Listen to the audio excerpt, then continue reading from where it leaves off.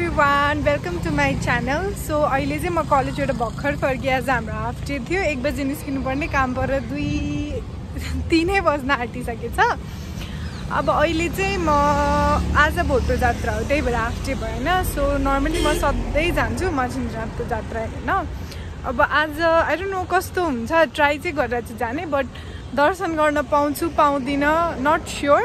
अब यहाँबाट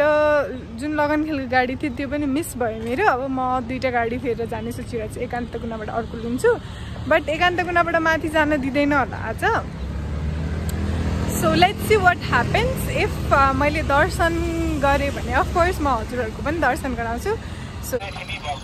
लक्कीली मैले नेपाल यातायात पाएँ त्यहाँबाट ओर्लेर सिधै जाउलाखेल पुगेँ जाउलाखेलमा त एकदमै ठुलो मेला लागेको थियो लिटरली नुनदेखि सुनसम्म जे पनि पाइरहेको थियो त्यहाँ मचिन्द्रनाथको रथ देखेर म नतमस्तक भएँ भोटो देखाउन 2-3 घन्टा बाँकी थियो सो त्यही भएर म नजिकै गएर दर्शन गर्ने मौका पाएँ